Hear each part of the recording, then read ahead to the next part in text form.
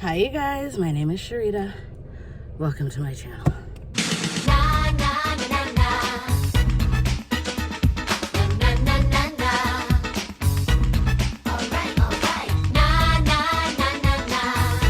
Have no energy. I just worked out and it's 9 o'clock in the morning and it's probably already like, I don't know, 90 degrees. We had a heat warning, excessive heat warning, because oh my god, it's it's hot.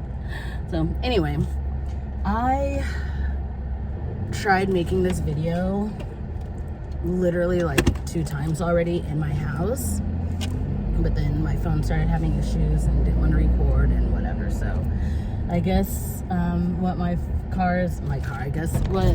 life is trying to tell me is that I need to record in my car, I guess. I don't know.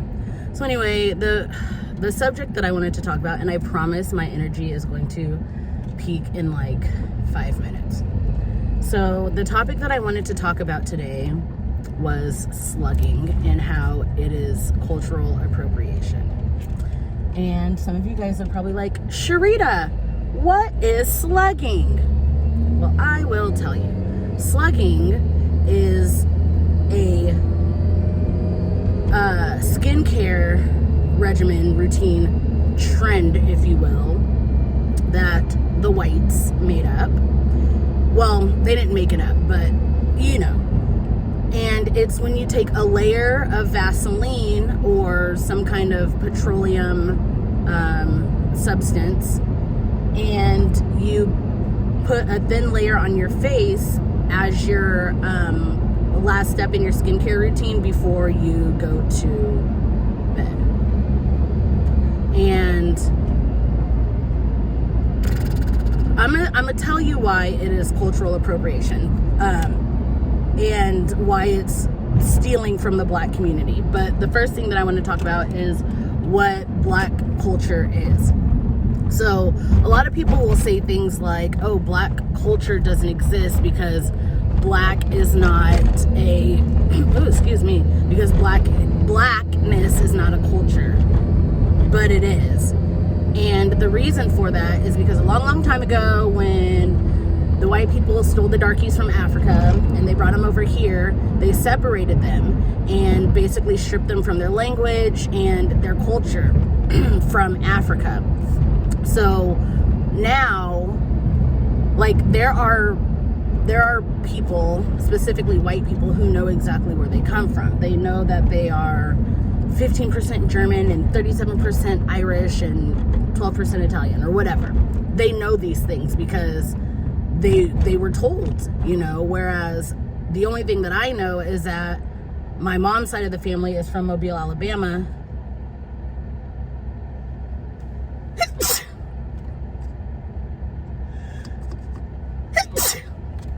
And my dad's side of the family is from Denver, but I think it might go back to Texas. But that's all I know. I don't know where I come from in Africa. I don't know if I'm Nigerian or Ethiopian or, you know, I don't know these things. And so what happened is black Americans basically created their own culture based off of, you know, our food and language and things like that. For example, at birthday parties, you sing happy birthday to you, right? Black people. After we sing happy birthday to you, what do? Stevie Wonder, yes, it's a thing. That is black culture. When you have a barbecue or a cookout, hey, who all gonna be there? Hey, who made the potato salad? Like, these are things that happen in the black community, and it's like, it's a culture, you know, like, I can't explain it. It's just blackness, you know?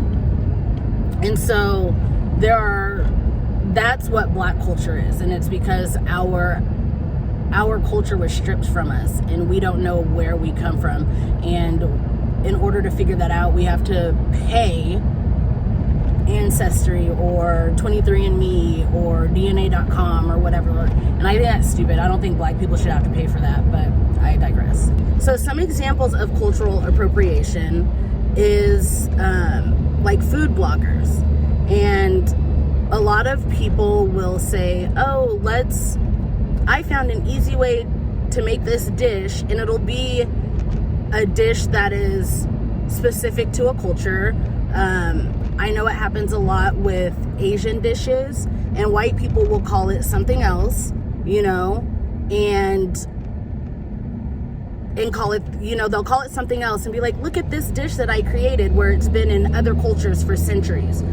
You know, like say they make some kind of tacos, but they won't call them tacos, they'll call them like hand envelopes or something like that, you know, and they don't give credit where credit is due, because, you know, there are specific foods that are specific to certain cultures.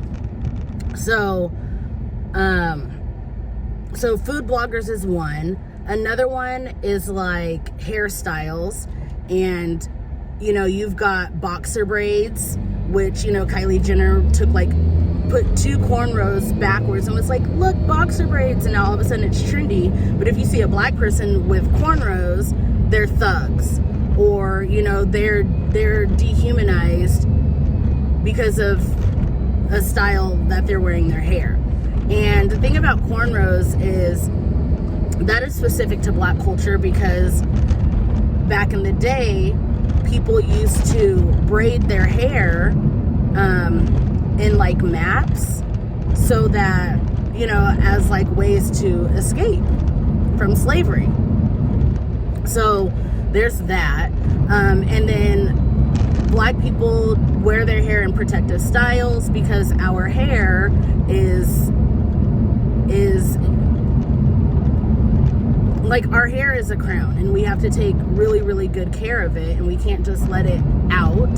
You know, we care for our hair in specific ways, and so we use box braids, or, you know, 2-strand twists, or, you know, bantu knots, things like that, to protect our hair. And white people will take it, put a new name on it, and then call it something different. Another thing that I remember happening is this white lady was selling, it was either bonnets, like sleeping bonnets, or silk pillows. I don't remember which one it was, but basically she's like, if you sleep on this, your hair, you know, it'll stop your hair from breaking or damaging or something like that. And I don't remember what she called it, and then put a ridiculous price point on it. And everybody, and like black people were like, we've been doing this for years. Why all of a sudden does it become trendy when white people start doing it? Another example of cultural appropriation would be music festivals like Coachella, and I don't even want to, EDC, EDM, QRZ, all those things, and people will wear native garb and call it a costume. Same with Halloween. People will use people's culture as a costume. And I do want to touch on that for a second. People will, so like a white kid will dress up as a black figure, Martin Luther King, Malcolm X, but they feel the need to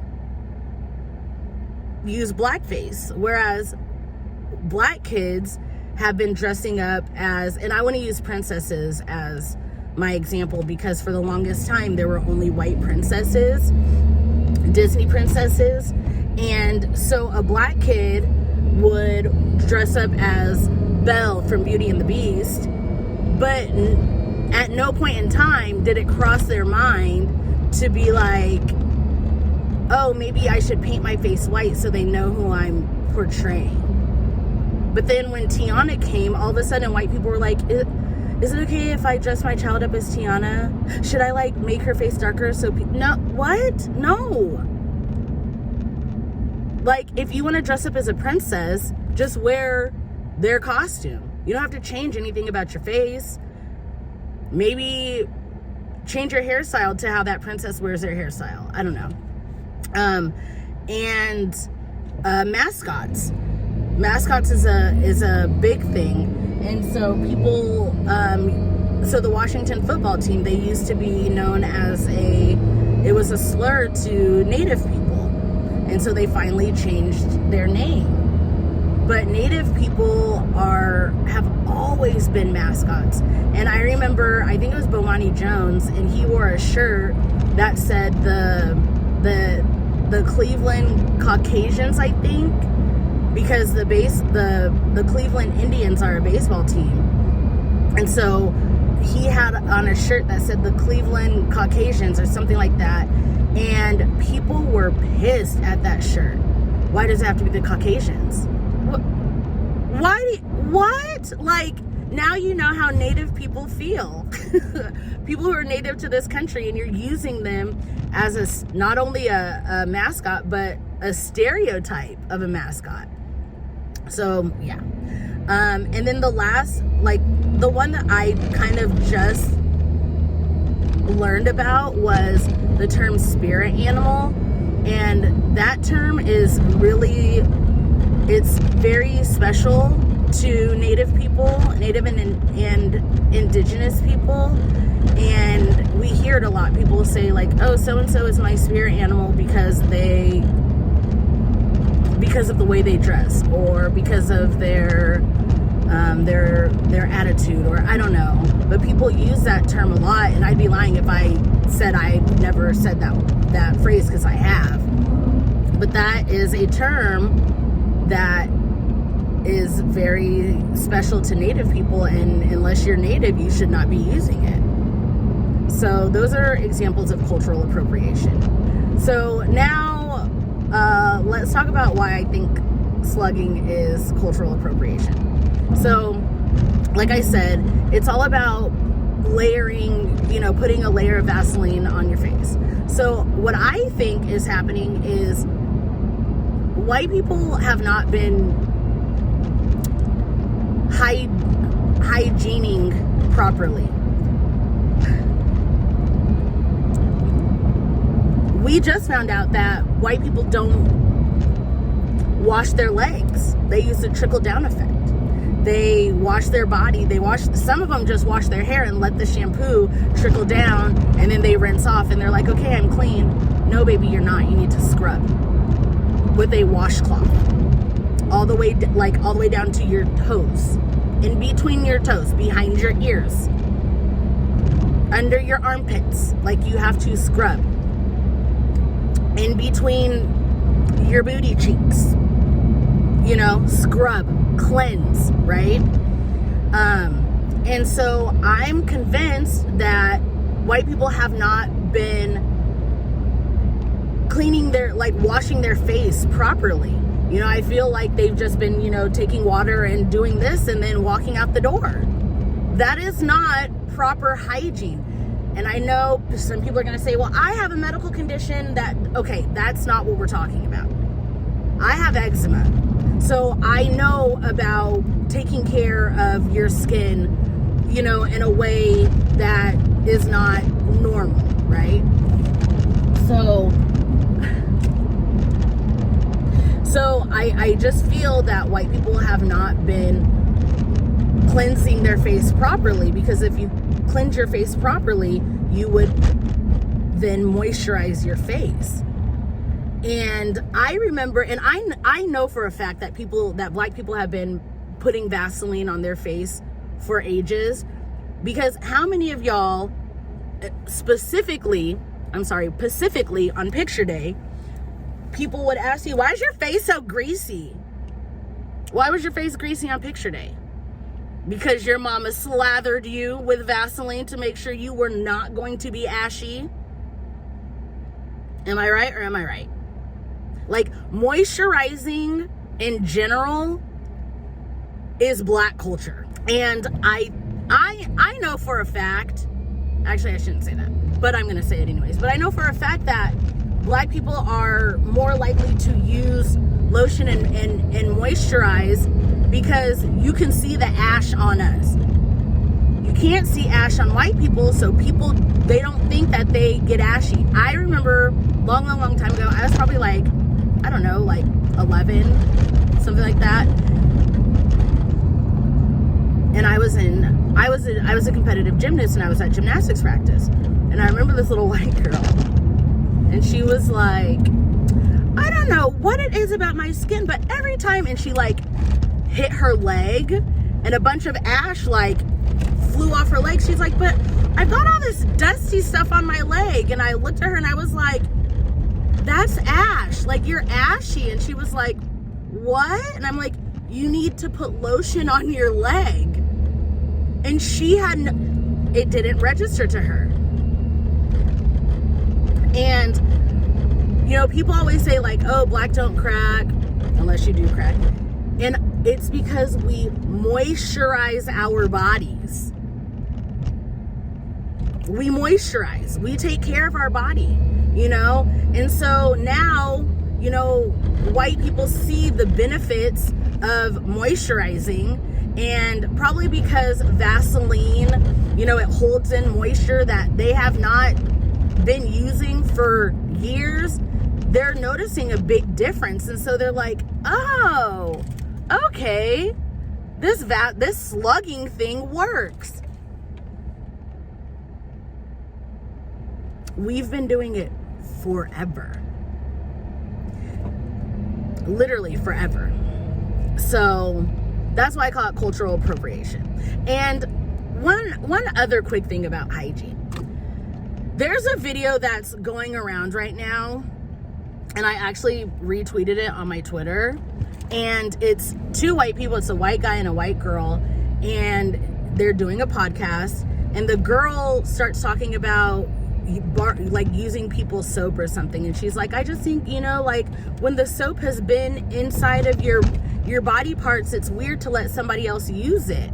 And the guy goes, wait, what? And she goes, yeah, like this. And he goes, no, like you take the soap and you lather with your hands, and then which still is wrong, but at least he knows to lather up the soap, because minimum you should be using a washcloth.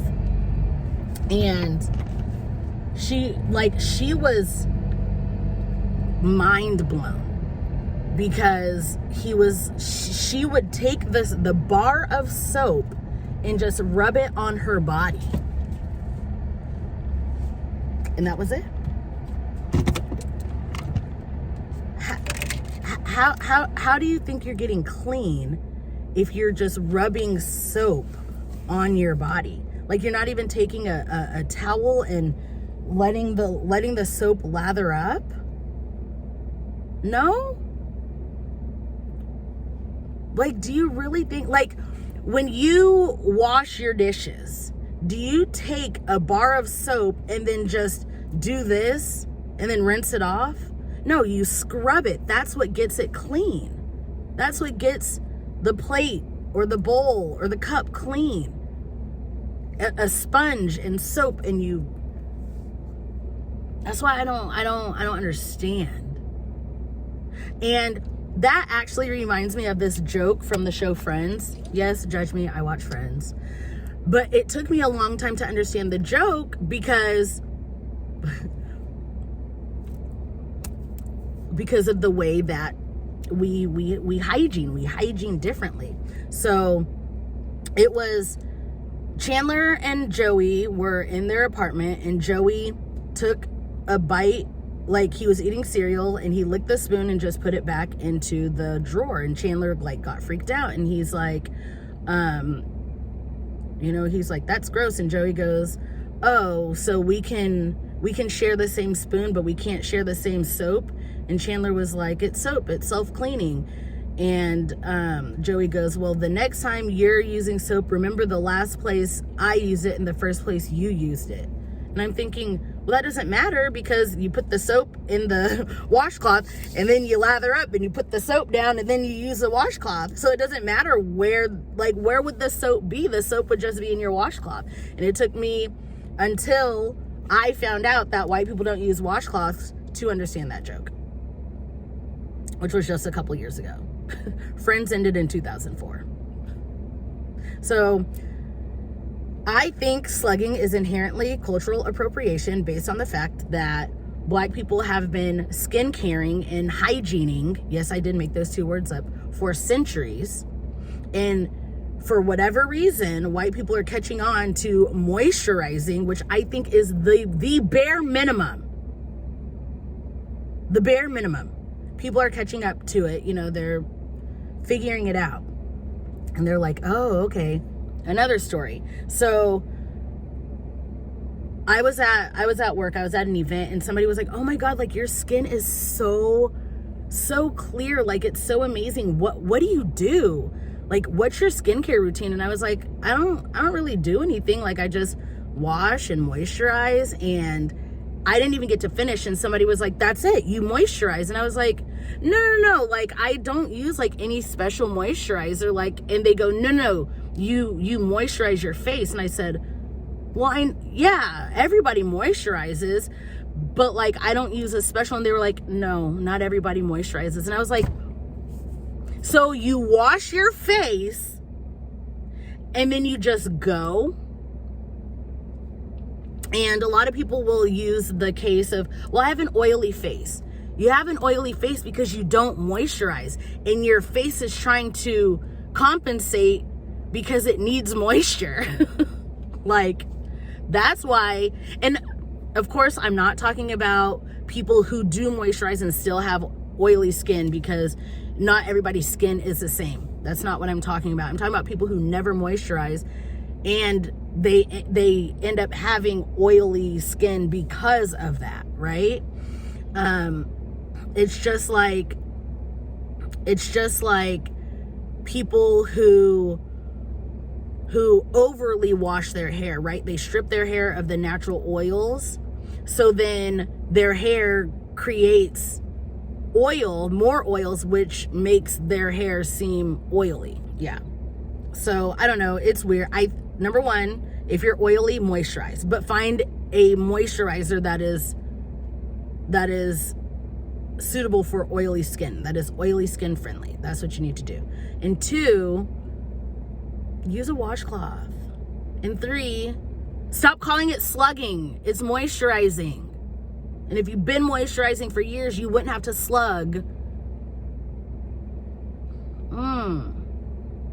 So anyways, that's my rant.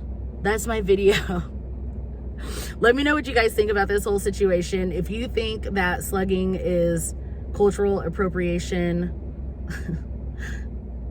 leave a slug in the comments. I don't even know if there's a slug emoji, but yeah. So that is it. And until my next video, I'll see you guys later. Bye. Give me up, I wanna. Gotta work, go berserk, I gotta. Know you gon' wake up. Know you gotta get your cake up. Don't matter if it's 4, 5, 6, 7, 8's my time.